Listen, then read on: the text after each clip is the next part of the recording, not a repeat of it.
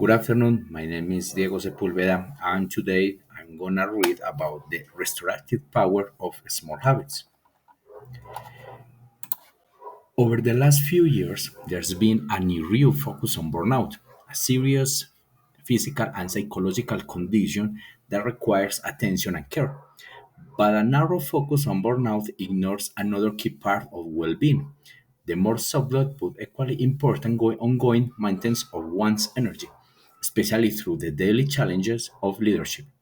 The authors identify five key energy batteries physical, mental, emotional, spiritual, and social. Once you identify what batteries are depleting and why, you can implement many habits to help you recharge. Martin was a member of an executive task with leading a larger organization of his division, and he was under pressure to deliver results. Despite the stress and workload, Martin enjoyed his work and was motivated to make a difference. But little by little, Martin found himself struggling to maintain the energy he needed to perform. Small events began to unsettle him for the small events began to unsettle him far more easily, and it took him longer to move on and regain his usual sets. He had always considered himself resilient and able to deal with uncertain, complex, and high stakes situations. Martin wondered what's going on. In recent years, there's been a real focus on employee well-being and the link between systemic organizational problems and burnout. Burnout is a serious physical and psychological condition which requires attention and care. But in working with our executive client, we found that a narrow focus and burnout ignores a key part of well-being, the more subtle but equally important daily maintenance of one's energy through the quotidian challenge of leading and driven results. The first signs of losing this daily energy are often similar to the experience of Martin. Symptoms include decreased patience with delays or mistakes and increased self-doubt. We've seen clients' strengths, directness, tact, or caution turn into liabilities snappiness, fear, or procrastination. Mundane triggers become chronic stressors. Sometimes sleep is affected. Colds and coughs become more frequent, and the weekend's rest is not enough to start fresh on Monday morning. Leaders with work with can be hesitate to address these effects because they don't feel sufficiently serious or impactful. If it isn't burnout, so they feel like they should just suck it up in the words of the one execute we spoke with. But we see it differently.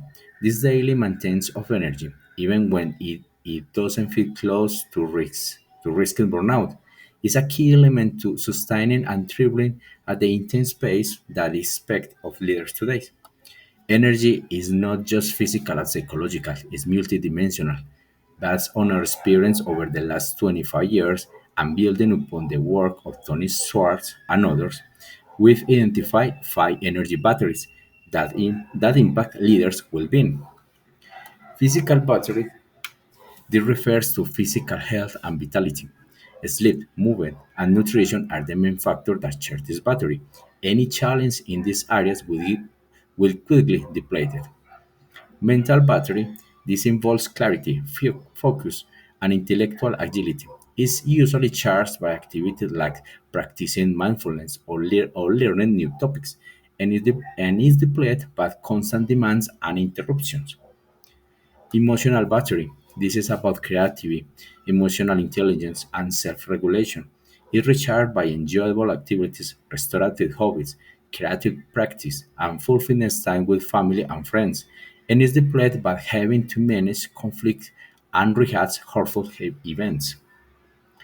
Spiritual battery. This includes motivation and sense of purpose.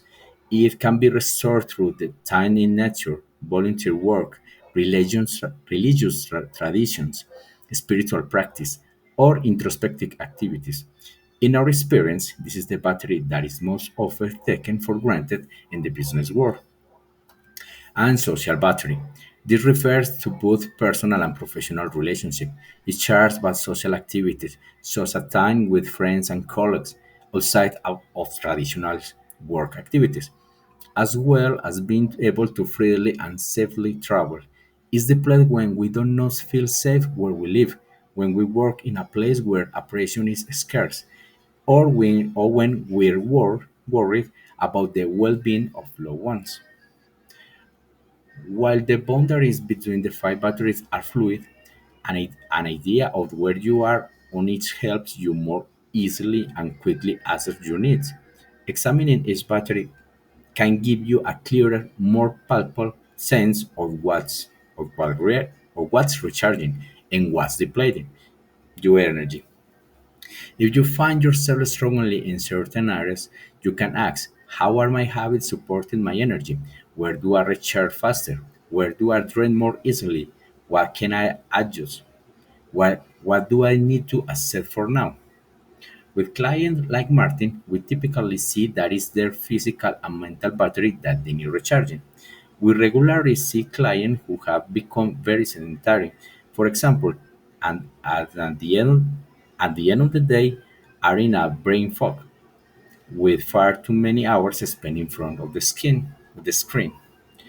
To recharge these depleted batteries, we suggest our clients identify mini habits or a meaningful activity that they can commit to consistently doing. For example, to recharge a physical battery rather than making a big commitment like exercising 3 times a week. Someone like Martin might decide to climb the stairs and take the farthest parking space to increase his daily steps. These small tweaks can produce compounding results. For one client, taking short breaks through the day provide insights about what he could delay and what required his direct attention, improving his ability to make accurate decisions and sustain the fast-paced changes in his business. Another found that listening to 5 minutes meditation and their train ride to work each morning helped them to ground them for the day ahead. By adopting this approach, we've seen clients regain their confidence in their ability to deal with life challenges, both with, both with what they can influence and what they needed to accept, such as a chronic health condition or a restructuring that is occurring at work. When we start to experience frustration on our work lives, whether from a delayed answer, a postponed call, or a meeting ending with no clear decision, it's time to assess the impact of our five energy batteries. While these incidents might seem minor, they do affect the body and mind, raising cortisol levels and reducing cognitive and emotional resources.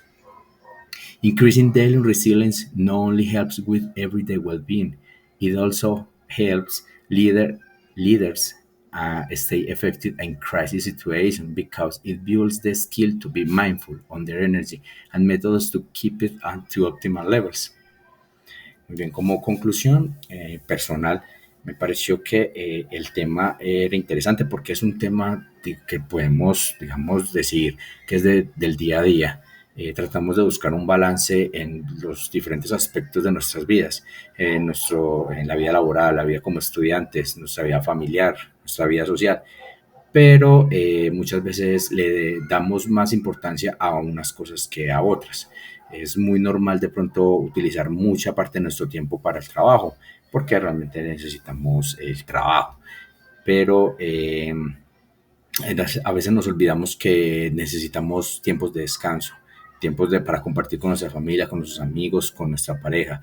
Y en este caso, como somos estudiantes, también necesitamos buen tiempo para dedicarlo a nuestros estudios. Como el texto lo menciona, existen estas baterías que pueden ser los aspectos de nuestra vida. Y al, digamos, interiorizar lo que estamos haciendo en nuestra vida cotidiana, podemos tratar de mejorar este balance que buscamos, porque, como lo dice ahí, nos estamos agotando tratando de cumplir todas nuestras metas o nuestros objetivos al mismo tiempo. Pero tenemos que ser conscientes de que hay cosas que tenemos que aceptar, de que no se van a cumplir en este momento, pero no quiere decir que las vamos a dejar de hacer y tratar de buscar la mejor manera de balancear el trabajo, el estudio, para que al final de la semana no estemos tan cansados, que el fin de semana pase, como decimos, volando e iniciar el lunes con el mismo cansancio y la misma fatiga de la semana anterior.